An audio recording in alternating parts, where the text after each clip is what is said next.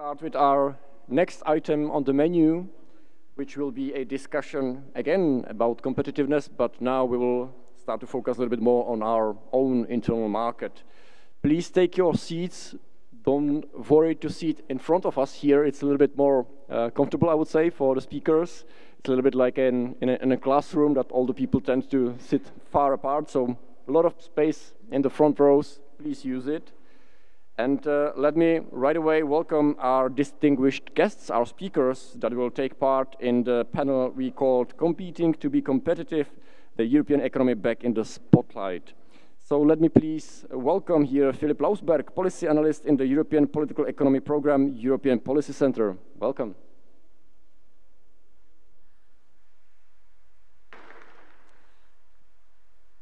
I'd like to welcome also Alena Mastantuono, member of the Employers Group in European Economic and Social Committee, representative of the Czech Chamber of Commerce in Brussels. Welcome.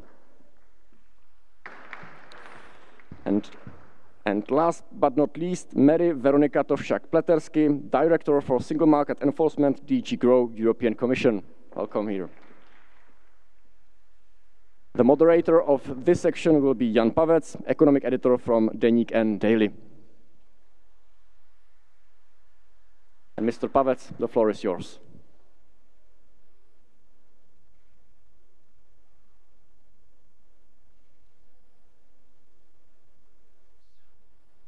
Ladies and gentlemen, welcome to our panel discussion. Competitiveness became one of the buzzwords in the campaign before the last European elections, highlighting a shift from a focus on the twin transition to the economic strength of the EU members and businesses. Discussions on how to improve European competitiveness are complicated, and the decision makers have a number of solutions at hand. We are fortunate to have a panel of great speakers who will share their insights on the topic. We have about an hour for the discussion. We will start with opening remarks from our speakers. My questions will follow afterwards, and the last 5 to 10 minutes are reserved for questions from you, from the audience. You can send your questions via Slido application. So, Veronica, the floor is yours. Thank you very much, Jan, and good afternoon to everyone. It's quite a challenging task, I guess, for us to keep you awake and also keep you awake while discussing the competitiveness in single market. No, I'm joking. But just maybe to start on a personal note as well, because I'm very happy to be here.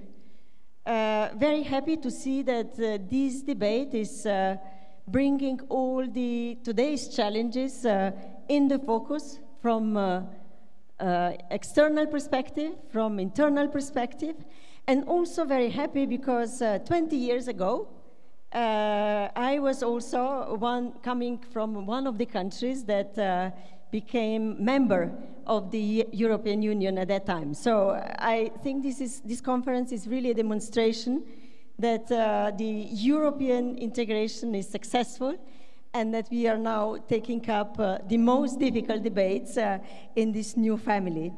But let me start also by saying that I'm also very reconforted, so to say, that a lot of this morning's speakers and speakers in the previous panel already mentioned the competitiveness and single market related to this. So my task is not here to convince all of you that competitiveness and single market surely will be on the political agenda and that it is on the political agenda now and for the near future, but maybe to share a few thoughts about where we are with our reflections on the single market from the Commission perspective.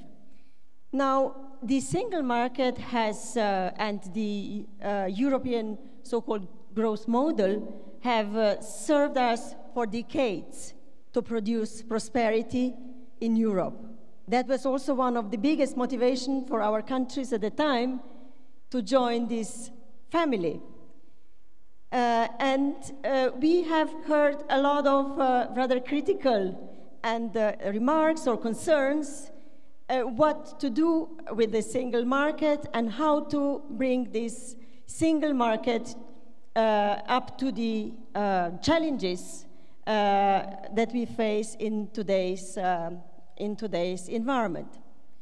Let me start by maybe not first diving in the concerns and the challenges. I want to beef up a little bit also our positive experience that we have had in the single market for 30 years. I don't need a lot of figures to convince you that the single market is one of the best integrated markets in the world. And what comes with it, we have seen in times of crisis, this is a sort of life jacket for member states, for all us living in the European Union. We have seen this in COVID times, when we managed to pull together all the positive sources, and as the Slovak president said earlier this morning, that delivered incredible solutions which we did not imagine were possible before the crisis. At the time, I was working at the cabinet of President von der Leyen, and I tell you, it was not easy to pull these forces in Europe, but I tell you how important it was and how much political will was put behind that collective achievement. We did joint procurement of vaccines. We managed to pull together production capacities throughout the internal market. We also went on, we put in place one of the most important, in my view, projects in the single market recently, Next Generation EU. This is about financing our future, the future of our children, with new context, enabling countries the green and digital transition, more resilience. So these are really, I think, stories that are convincing that we need to continue with this positive experience of the single market. Now, I don't want to sound overly optimistic because I've heard also a lot of challenges this morning, and I think it's very true. We have come now to the crossroads where we see that new geopolitical challenges are pushing our ship, our boat. We have had extensive discussions this morning about the war in Ukraine. The Middle East conflict was mentioned in our previous panel. We face mega trends such as climate change, technological transition, if you want, demographic push here in Europe. This has not been mentioned, but I think it's very critically also shaping our policies. We are also looking into challenges which are coming, through things that we have not known in the previous 30 years of the internal market. Think of weaponization of the dependencies. Panel before us was just mentioning also energy security, to give you an example of this weaponization of the geopolitical dependencies. We can list them more. I don't want to go through all the challenges and all the positive things, but I want to pass this message, which I hope we will also discuss in this panel. This really calls for adaptation of our single market approaches that we have had so far. We have started already in the European Commission with industrial policy instruments. Few of them have already been put in place. There is still, there are still discussions how to do more. There will be more in the strategic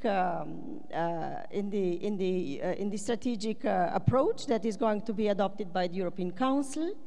We are going to have a mandate of the new college very soon. So this time around, I think we would need to look from this fresh perspective, how to ensure this long-term competitiveness within the single market. I can reassure you that the determination is there on the side of the European Commission. But I want to stress in my first round, and I will stop here for the first round, that this is a joint project. It's a joint project between, of course, the union institutions, but also with member states and the stakeholders. We need to reassert the single market in new geopolitical order. And I think this is our joint task. Thank you so much. Alena, we would like to hear your perspective on the issue. Thank you very much, and very nice afternoon, and thank you for the invitation. It's always nice to be home. I could not hear what has been said today because I was at the General Assembly of the Czech Chamber of Commerce, and we are the largest business organization representing 16,000 companies. And we talked the entire day about bureaucracy, bureaucracy, and bureaucracy. So Veronica, she started on a positive note, but let me go a bit back to the reality. There is no surprise to say that we are falling behind our major rivals. Our share of the global economy is shrinking, and we see it is difficult to keep up with United States or China. In 2008, the EU and US economies were roughly the same size. In 2023, the US economy was nearly 1/3 bigger. We are also falling behind in investments. So, for instance, for private investments, large companies in Europe invested 60% less in 2022 than companies in the US. And between 2019 and 2021, foreign direct investments decreased by 68% in the EU versus an increase by 63% in the US. And we could continue with numbers, also with spendings in research and development. So the US is becoming richer and more dynamic than the EU, and the gap is growing. So what's happening? Our companies struggle with high energy prices. We still have the highest energy prices in the world. We have fragmented financial markets.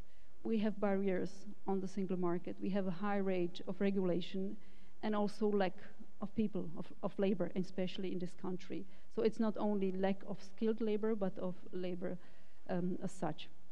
So this makes it difficult for our companies to compete with big global rivals. And as Mario Draghi said, our organization, our decision-making process and financing is designed for yesterday's world.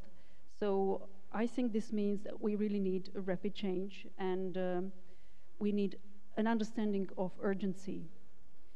And as we are entering in the new EU mandate, and I hope the EU institutions will send a positive signal that it is worth it to invest in Europe, and that Europe needs businesses as they create welfare, jobs and growth. But as I mentioned bureaucracy, let me say a couple of words on regulation. We are actually almost at the end of the five-year mandate of the European Commission.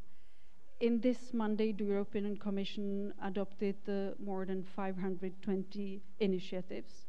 But this is not only about legislative initiatives, but we also have delegated acts and implementing acts.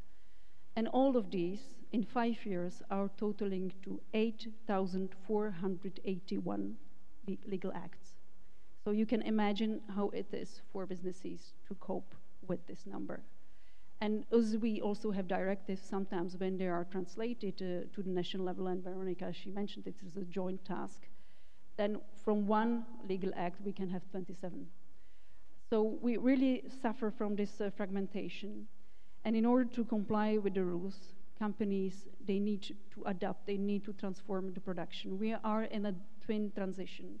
But what we hear more and more for companies that they need to hire staff which is actually dealing with the administrative burden. And this is not the business of companies to deal with administrative burden. They really need to focus on their business. So we really release a call on EU institutions to cut red tape in this new upcoming EU mandate. And I think that regulatory inflation brings major reporting and compliance costs for EU companies is really damaging SMEs. In 2022, proposals under the Green Deal alone presented a total of almost 2 billion euros of additional administrative burden. Let me also say a couple of words on access to capital. Draghi said public and private investments in the EU need to be raised by an additional €500 billion a year on digital and green transition.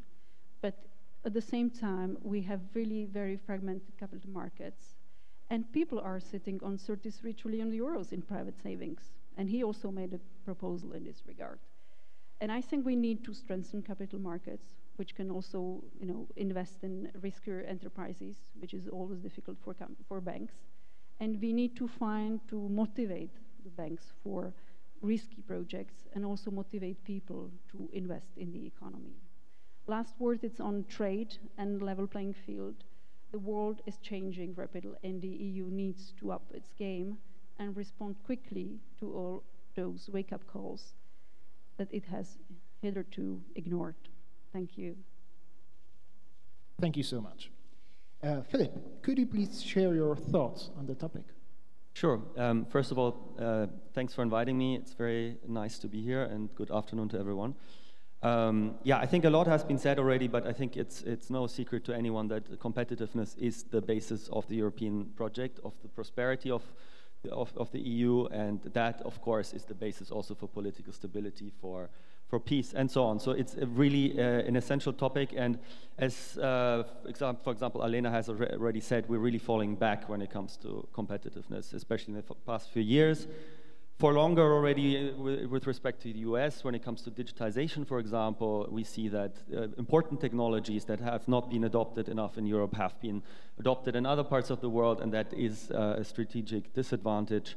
But we also see now with the green transition, where we have the opportunity to gain more strategic autonomy, be more independent, actually decrease energy prices, that there we are also now sort of lagging behind with China, for example, but also the US, who are really, funneling a lot of money in these sectors to the order that we cannot afford, or that we are not willing to actually invest, especially on the European level.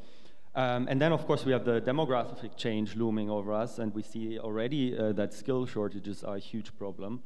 And yeah, access to finance is something that when you talk to businesses is always, of course, also a big issue, and of course the lack of deep capital markets plays a big role here. And yeah, as Alena already said, I mean, the regulatory burden plays a very essential role as well. And if I've been on a lot of roundtables with industry and so in Brussels, and it's really something that has of an order that hasn't been seen before. They talk about a regulatory tsunami and so on, and I mean, basically, as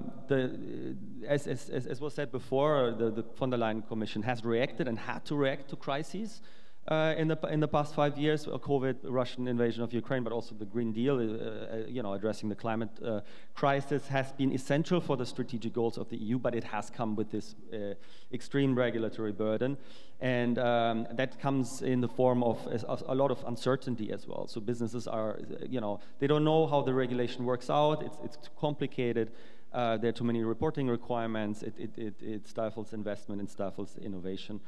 But of course, another problem is that the single market has been sort of on the back seat of the last Commission.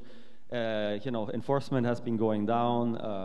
There's more and more sort of national member states doing gold plating. That means like building barriers for internal trade that hasn't been addressed enough.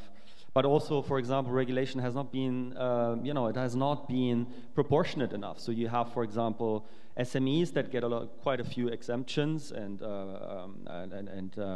support programs. But for example, the middle ground of the European business fabric, the mid-caps, so-called mid-caps, they're still quite small. So they're between 250 and 3,000 employees. They're regulated the same way as large companies, and a lot of them, they cannot afford that.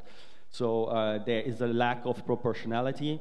And finally, I think there's also the issue of the external dimension when it comes to the single market, when it comes to regulation. So there has been a lot of supply chain regulation being introduced in the last mandate.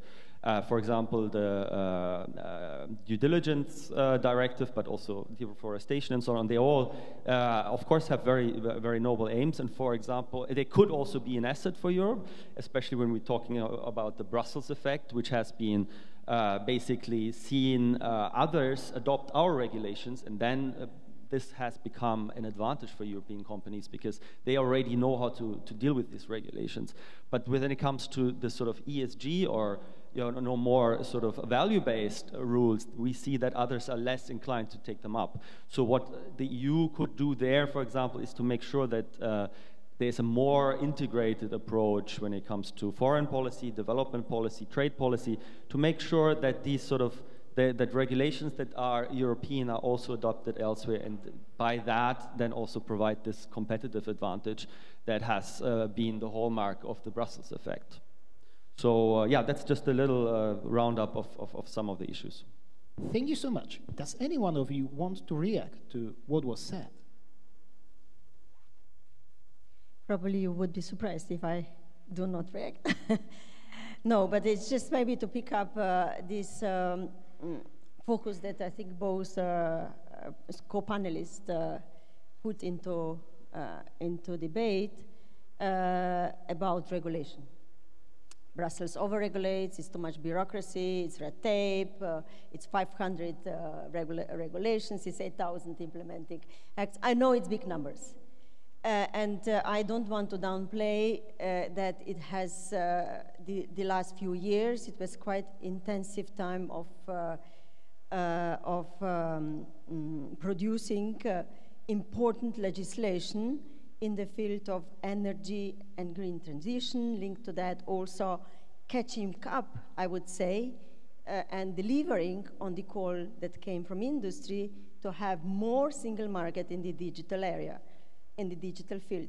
But DSA, Digital Single Act and Digital Market Act, we brought, and the legislation in the field of artificial intelligence, we sort of also legislated more in this field compared to maybe 5-10 years ago, because there was a slight, also maybe delay for that. So I do not want to deny that, and I know how it feels because it can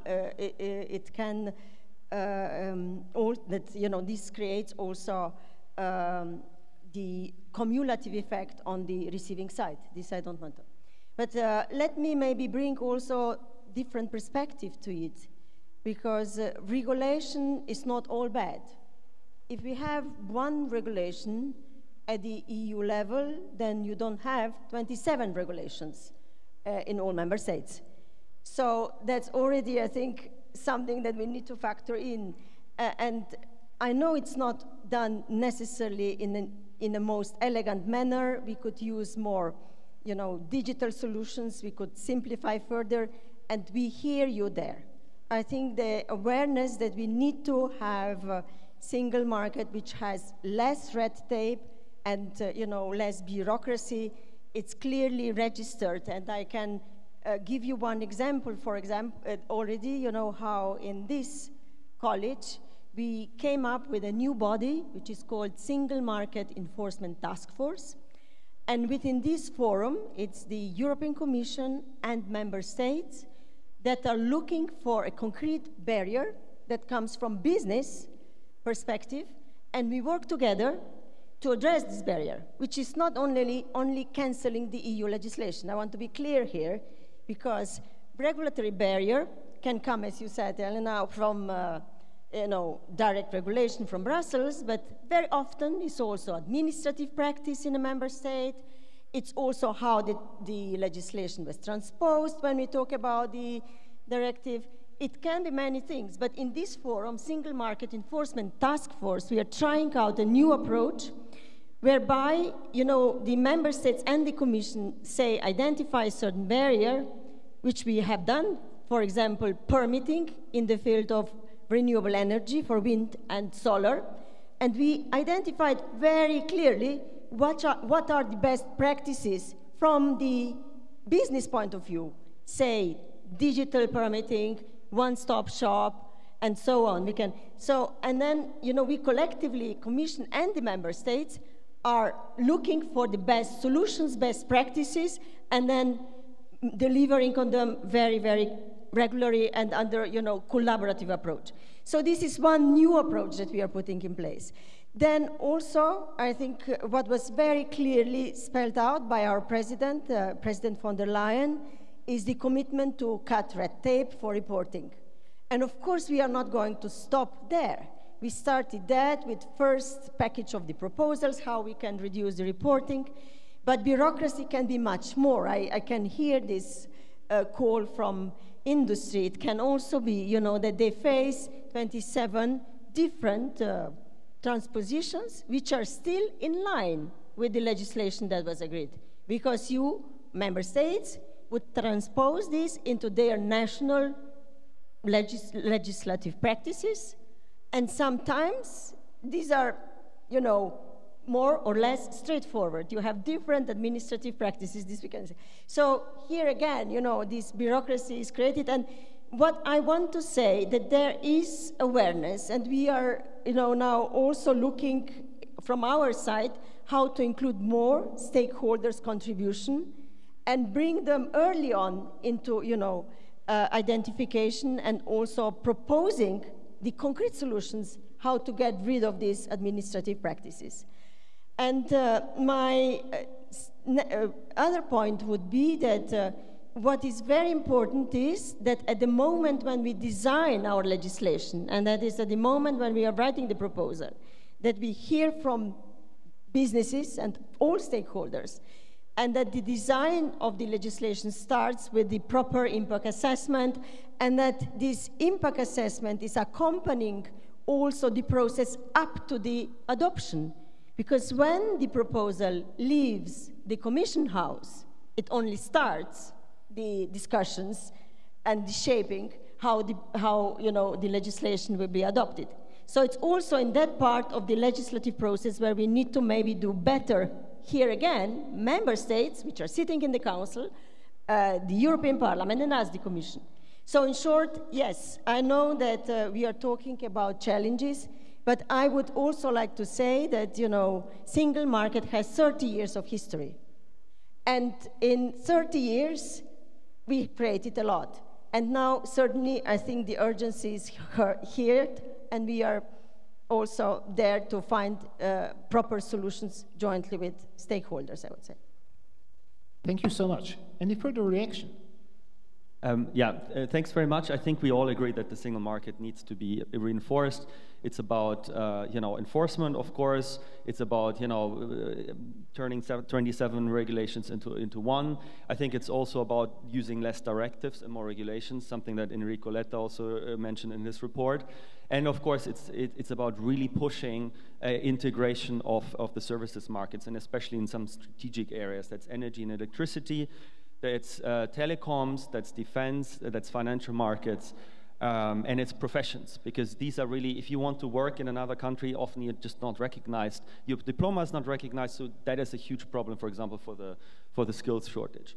But I think, and also I think what you said about better regulation, I mean, clearly, I mean, when it comes to the goals of the Commission of reducing reporting requirements, it's 25% that President von der Leyen is aiming for. I think we need to not only look at reporting requirements, but at administrative burdens altogether.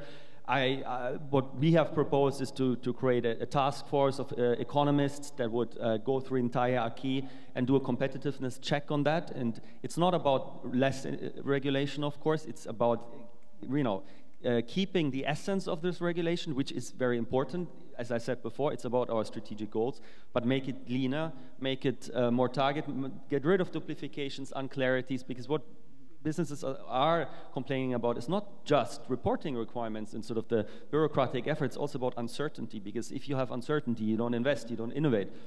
And finally, I think it's also now time that to see that, you know, the regulatory approach, which is more about sort of sticks and trying to control things, does come to some sort of limit as well. We need to look also at carrots, and I think we need to really come up with more strategic investment. So we can regulate as much as we want. If the Americans and the Chinese are pouring billions into their strategic sectors and home shore their strategic value chains, we won't be able to compete with them just by regulating. So I think the new Commission should really, first of all, consolidate what's been done in terms of regulation, make sure that this works well, that it's easier and leaner, and that at the same time really look at how we can, make room for more funding, how we can find more strategic investment in those areas. For example, I mean, look at the Green Deal. I mean, there's a lot of good regulation there, but for example, you have the Net Zero Industry Act with all these goals: 40% of solar energy, of wind, of batteries, and so on. The whole value chain should be in Europe. Same with critical raw materials. How are we supposed to achieve that without more financing? Currently, it's mainly state aids by member states, which unlevels the playing field, i.e. sort of undermines the single market. That cannot be the solution. As you said before, I mean, the single market is the biggest asset we have. So we really need to look into more common financing, or at least look at what we have now and use it more effectively. Because of course, the political willingness to pool more money, to raise more money, another RRF 2.0, it's at the moment it's not there. But what we can do then is to look at, we have 24 different funding mechanisms or funds on the EU level. It's so complicated. If a business wants to apply for support, they don't even know where to start. So I think that is already something we can do. But yeah, I think it's really, this Commission needs to shift a little bit its focus. Alena, please, could you react? If I may still react. So when I mentioned these 8,844 legal acts, what we see that unfortunately there are overlaps between these legal acts. So what would be useful is to see how they actually interact between them, because we see the Commission is actually living like in silos. Each DG, I know you will say we cooperate, but at the end of the process, we see that one single company may be asked some information, but required by 3 legal acts with different criteria. So it would be good to, let's say, tidy it up a bit, the legislation, because we do not deny we need a regulation, of course, because this is creating a level playing field, but we need that it is a smart regulation, that we really avoid these overlaps, which are adding administrative burden. And you mentioned the deforestation. So by chance yesterday, I met a representative of retail sector who was telling me that, I don't want to name the company, it's a big retail company. So they're just entering in the phase how to enforce the deforestation. And they said that this new regulation require from them 1.4 million additional due diligence certificates for one product. So this is what we mean. I mean, we need a regulation, but then we really have to see what kind of consequence it will have on businesses. So we want to avoid that the businesses hire only people for dealing with the regulation, because they really need to focus on their business. On single market barriers, so by chance this year, your chambers, a platform of chambers of commerce, which is based in Brussels, covering the entire network of European chambers, they released a survey on single market barriers. And they say that we still have disparate contractual and legal practices, varying national service rules, limited accessibility to information on differing rules and requirements, and of course increasing reporting obligations. So I think that that's also what we have to look in, and that's also what the Draghi's report highlighted, that we really have to look on the barriers on single market. Then we mentioned the permitting procedures. Business Europe, which is representing Confederation of Industries in Europe, they say that permit delays are one of the obstacles to investments by 83% of companies surveyed. So really the permitting procedures, it's not only in clean or renewable energy, but it's for if you want to build up a big factory, or if you want to build up infrastructure, because basically single market, what is it? It's a hardware of infrastructure, and the software, I see them, these are the the freedoms of internal market. But if we don't have a boat infrastructure, then these freedoms cannot freely flow on the single market. So I think we really have to focus first to remove these obstacles on the single market and to look in this new mandate how we can reduce not only reporting but also administrative burden on companies. Thank you. Just one quick question, Alena, from me. Do you think the problem is more on the European level or on the level of member states? Is it the problem of implementation? I agree with Veronica, it has to be a joint action, but if you look, 80% of national decisions are based on decisions in Brussels. So, I mean, point de départ is pretty clear. So we first need to focus on the legislation in Brussels, and then we have to be responsible when we transpose this legislation to the national field. Sure. Veronica? Yes, maybe just, I do agree, it's a joint effort, and I think certainly I have no different view than, barriers in the single market are not what we want. Business needs scale, it needs smooth operation, so certainly agree with you on the ambition to eliminate barriers and fragmentation. Now on permitting, for example, just take this example, because there the European Commission has no authority. We have no mandate. But I do understand and I do agree with you that this is usually the first thing that the investor would start looking into. Is this something that can smoothly, enable my investment? And if the answer is yes, maybe, then maybe, you start looking for another destination. And that's why also we started this project in SMEs, but only on, limited, for limited scope, because it's also quite a giant project, I would say. But here, yes, we need to find, together with member states, a forum that this call of urgency is going to be registered, because we do need investments, clearly, for the green and digital transition, and this should come primarily, I would say, from the private sector. And for that, we need single market, and not only we need single market which would smoothly operate across borders. But my second point would go back to what, Philipp, you said, how to stimulate also the investments in the EU and what approaches to have. Here I couldn't agree more than, we would need to have more support on the EU level through budget instruments, and certainly I hope that we will find political support for the next MFF, which is still not there, but we would soon start, probably first discussions, exchanges, how to do also more type of support for companies in the single market through single market support, not only through state aid, which usually comes from, member states. Here again, Letta had an interesting proposal in his report that member states, when they would use this instrument of state aid, they would also contribute to the common EU fund. It's interesting. I don't know what political debate will be around that. But I wanted to make another point that some stimulations, are already there. You mentioned NZIA and Net Zero Investment Act and Critical Raw Materials Act. Of course, it's not as much as we would like to. We are trying to do as much as we can, that we would label projects that have this potential and make them more appealable for financing. Of course, if we would have finance to attach, would be best.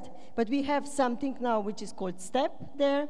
But also we have Invest EU, which is not so modest. It's quite a good investment tool. And we are also investing a lot of green transition and digital transition relevant projects through Next Generation EU. It's a big process this is going on in Europe, and we should not completely downplay that. I know that not everything is going to support the private sector through this, but quite a lot of support, and also joint private-public partnerships are there. So I think Yes, I agree. The stimulation for industries needs to come also at the same time, especially in this challenging geopolitical context. Yeah. Any one of you want some? Alena, please. Because we mentioned the banking sector, so in Europe we are really much dependent on banks, like 60% of financing comes from banks. And what we hear from companies that when they want to finance a project, even on clean energy or renewables, that they have a difficulty to get financing from a bank. So you mentioned the carrot. I think the banks need some carrots as well, because we put a lot of administrative burden regulation on them also in the last years. They are not so open to, and they consider them as risky projects in the green transition. So this is one point which is important. And then when we talk to the investors from outside Europe, they tell us that Europe is giving too much direction, like to one way. When, for instance, they speak about hydrogen, normally in the entire world, you have this different palette of colors, pinky one from nuclear, and the green one, and gray one from gas. Here in Europe, we decided we want only green hydrogen. So if you want, as an investor, to invest in any kind of other color, it's very difficult. So I think what is clear, we have the 2050 target to be climate neutral continent. But we should not be too much, closed. We should open. We should be open to technology neutrality, to leave the way on companies how they want to reach this target. And this is really important also for the investors from the rest of the world. Thank you. Philipp, we have already mentioned Enrico Letta report. And one big thing in that is the creation of a savings and investments union, which would be developed from the incomplete capital markets union. It comes from the notion that too many growing European companies are going for capital in the United States, and in that direction also flee the savings of Europeans. Well, when you start with investing, you usually go with some S&P 500 ETF, not with some Euro stocks. Do you think it is actually feasible to create an EU stock market which could be competitive with the American one? Well, I mean, if we talk about a European stock market, I mean, we're basically talking about European financial markets, right? And I think we have a project that's going on since 2015, and it's, the European Capital Markets Union, and the progress has been very sobering so far, and I think the obstacles there are really based in the very peculiar political, economic traditions, let's say, of the different European countries. So it's really the member states that have different insolvency law, different tax law, but also different, they all have their own supervisors as well. And I think that is all things that they don't want to give up. And I think that makes creating a common European financial market, but also a stock market that can compete with the US one, all the more difficult. And I think it's something that really needs to be addressed for sure. And I think recently we've seen also the Council bringing this up as a top priority topic. And but when it came down to the nitty-gritty details, we've seen that there are always countries that don't want to go along. And I think mainly recently it was a lot of the smaller countries as well that fear giving up, supervisory power to ESMA, the European supervisor in Paris, that would then, maybe regulate their national champions in a different way. So, I mean, this is really about national political economies and their sort of filet pieces of the economy. If you look at Luxembourg, if you look at the Netherlands, also Estonia, Malta, and so there are some countries that have a very thriving capital markets sector. but they don't want to integrate because that would destroy the competitive advantage. And I think what needs to be done here is really, there needs to be more pressure. There needs to be really a different conversation on this, and really an understanding of the importance of this going forward. Because, and I think Europe always works in the way that if you have a crisis, you get finally, member states will pull together and integrate. Look at banking union, for example. We have a banking union. Of course, it's not complete, but we have a banking union. We don't have a capital markets union. But the banking union was founded during the euro crisis. So but only in the last moment. It was 2012. Spain was on the brink. You had almost the case of the euro collapsing. Okay, you had, of course, Draghi with his famous whatever it takes speech, but also at the same time they founded the banking union was really also instrumental for solving this crisis. So I believe we just need more pressure until the member states are moving. But even, and I think that's also an important point when coming back to the US example, because the US has a very different economic fabric. They have a different tradition, they have different culture of investment.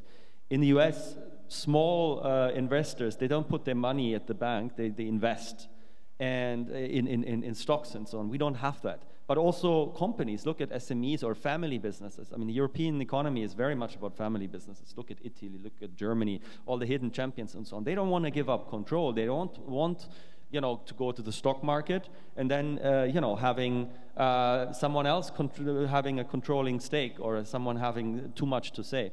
So I think these are all things that need to be borne in mind. I mean, when you talk to DG FISMA, like the Commission's Financial Services Directorate, they talk about the need for more financial education and things like that. But of course, this is also a contentious topic. I mean, coming out of the financial crisis, a lot of people are scared to invest in stocks and bonds. And of course, you can talk about ETFs and so on. And I think there's a lot that needs to be done here. But I think it's not a quick fix. That's all I'm saying. It's not a quick fix to talk about capital markets union or having a European stock market and we'll change things overnight. This is a long shot, a very long shot.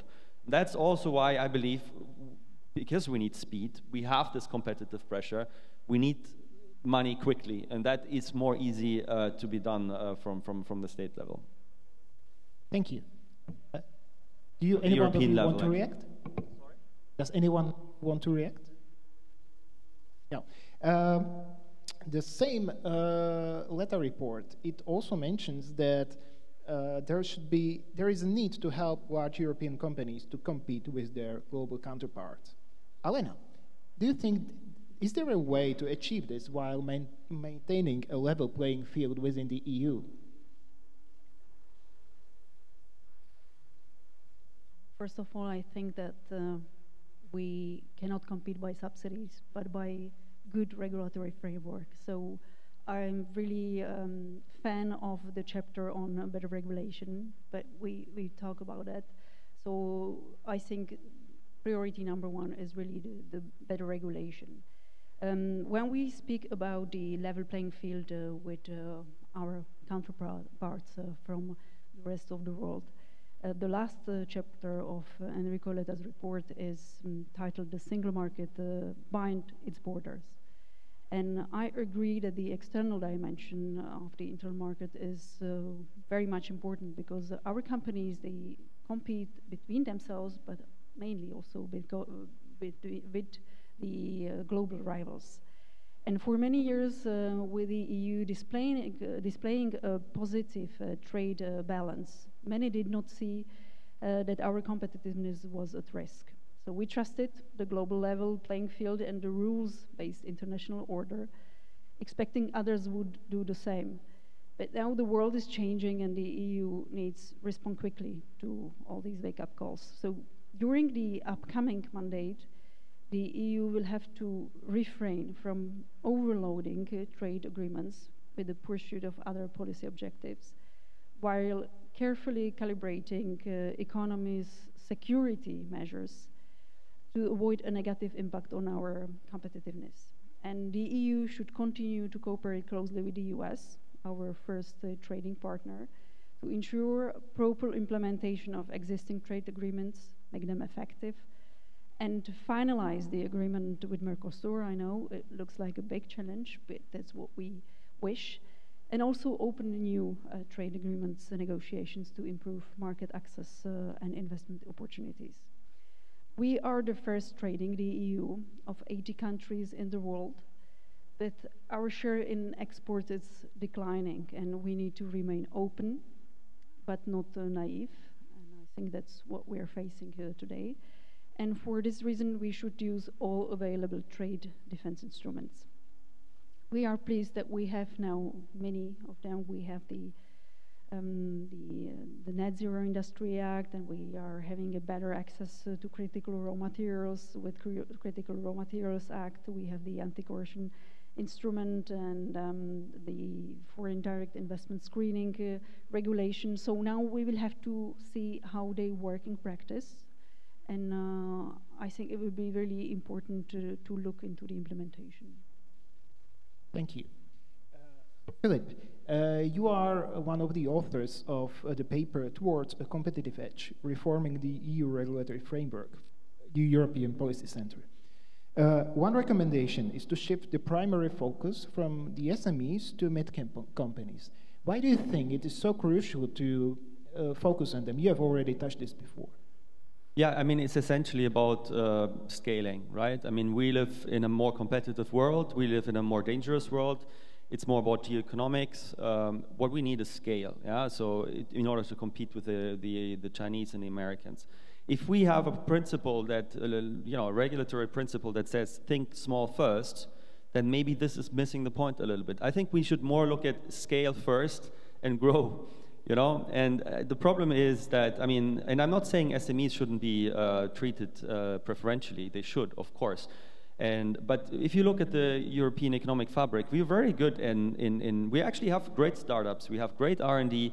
We have great ideas. But the problem is they don't grow enough to actually become global or European champions. So you have companies that grow to become mid-caps, but then they don't grow to become these big companies. So then they get bought by Americans, or they simply, you know, cannot compete anymore. And it also touches on what I said before. I mean, when you look at the regulatory framework, SMEs get exempted from a number of things, of regulatory reporting requirements, but also there are targeted programs for them in you know, whether it's in InvestEU or Horizon Europe and so on. There's nothing really specifically for the mid-cap sector. And I think that should change. So we should really look more at this set of companies. And I tell you another reason why, because I mean, we've done a study with the European Investment Bank using their data. They have survey data covering the entire European economy and also the different sectors of companies. And interestingly enough, mid-caps they look at mid-caps, but for example, the statistical category, that means 250 to 3,000 employees, is not used coherently across the EU. So there's already a lack of data, but they had quite a lot of interesting data and really showed that these companies are usually industrial companies, or very often they're disproportionately innovative, more productive than compared to large companies and SMEs. They're more willing to invest. They're more likely to invest. But at the same time, they're more likely to report investment gaps. So you can really see there's a missed opportunity there, in the sense that we have an incredibly innovative, it's like this hidden champion idea, you know, that you have companies, they're not that well known, but they're often in climate tech, in digital and so on, that, but they don't get treated in a way that really gets them to really fulfill their potential. So that's why we've suggested that, you know, first of all, you broaden the SME category to 500 instead of 250 employees. So you have the smaller mid-caps that really are really hit worst by the regulatory burden, that they are sort of relieved, and you have like a competitiveness effect there, an immediate one, and then create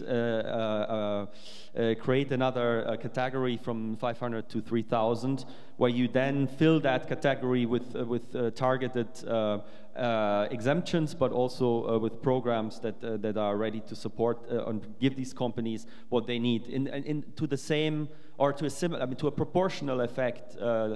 Like with SMEs. So we believe they are important for our transitions, for dealing with the green transition, getting us ahead in digital, and also for resilience and economic security. A lot of them are also very much dealing across the single market. SMEs are often just in one country.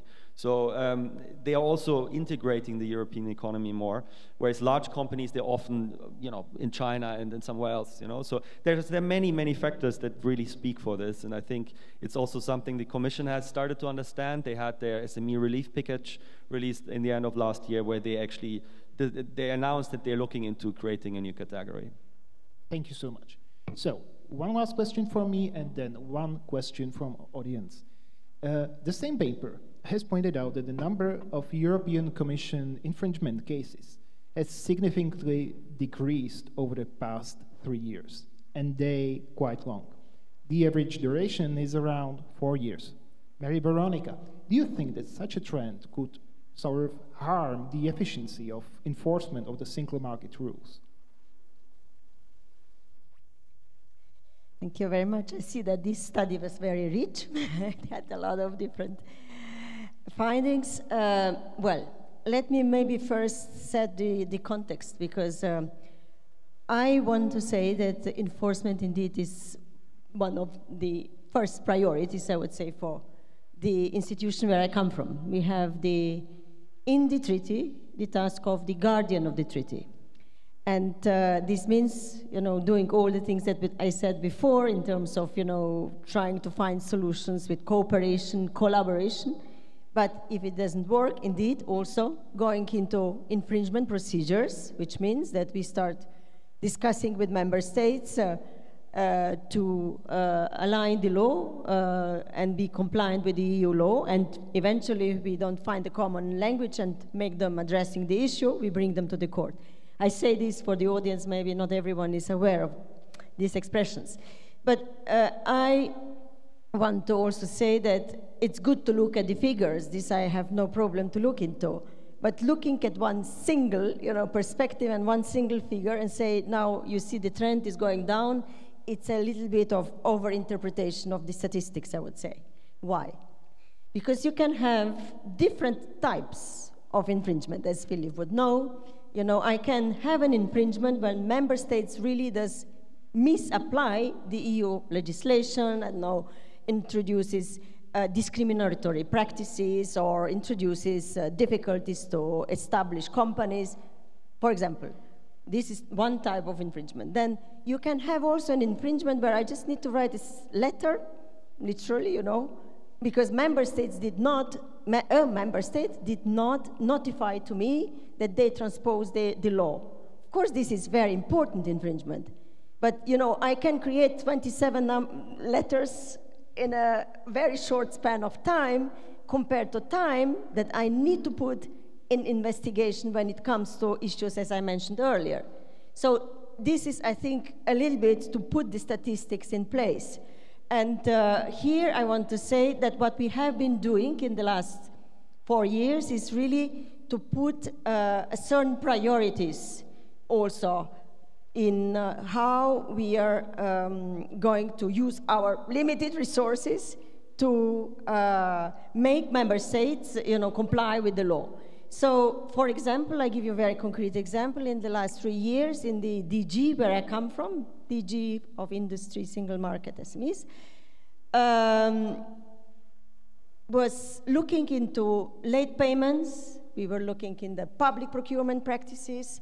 We were looking in the things that you mentioned, professional qualifications. So this was a sort of, our strategic approach.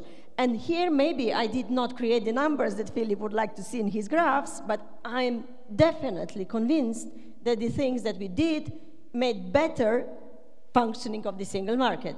This is my first point. The second point is also that we try to prevent also to go that far that member states are finding themselves in the infringement.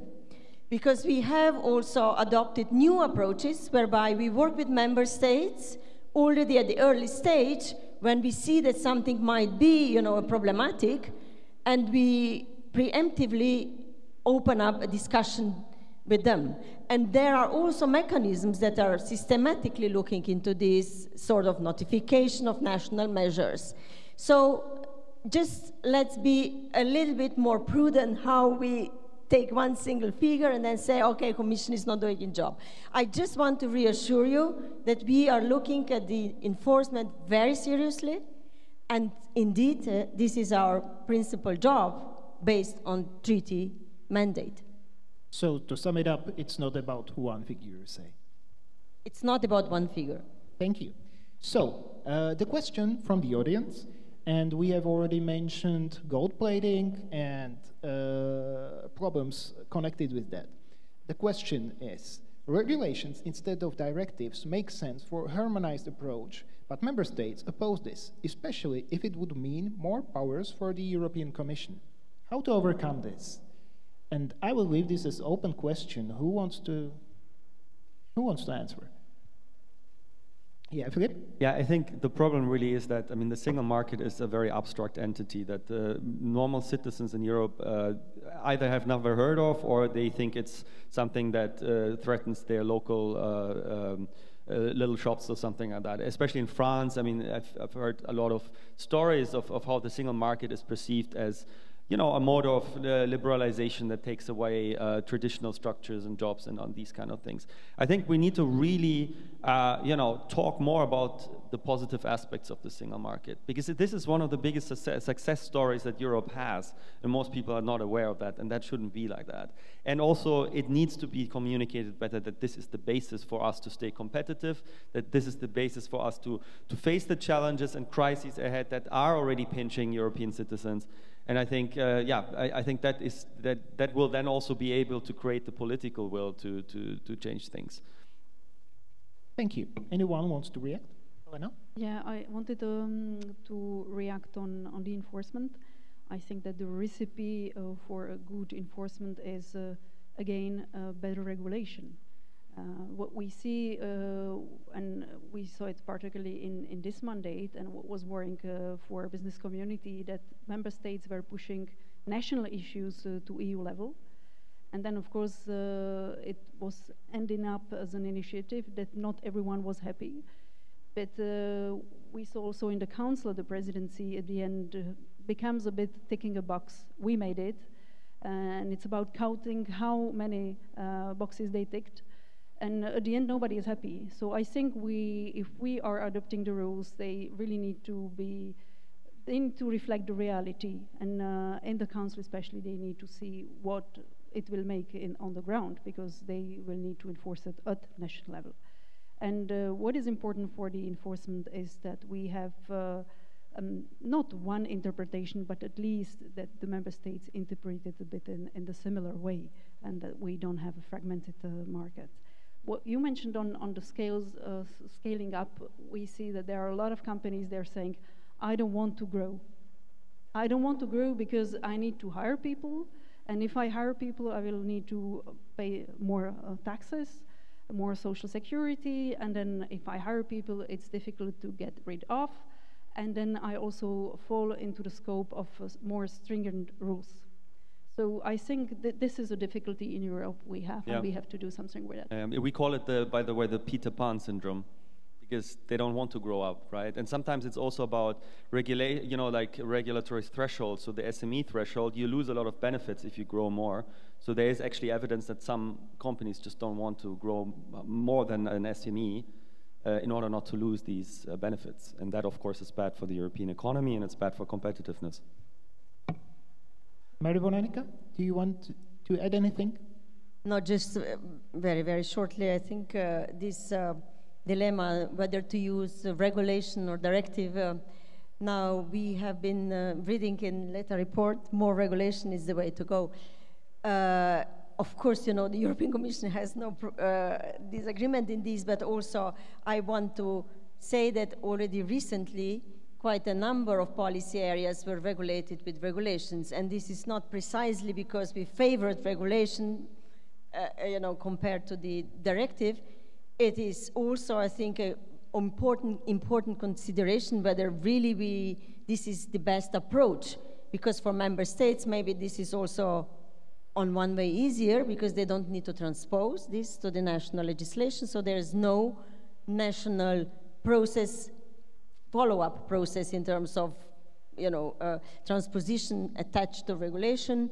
It's also, but then you see sometimes also regulative practices from the co-decision process, where then you can find a lot of solutions which introduce the flexibilities to the extent that you would already say, okay, this is at the limit of the directive, because then everyone is interested also to have reflection of, the perspective he wants and there are 27 in the room.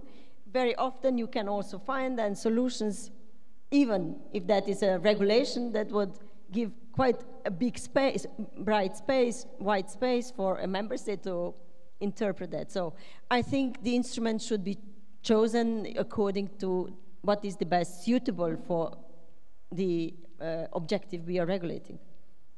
Thank you so much. I think that we have already run out of our time. Thank you for all your insights and for a great discussion. There was not really much work for me.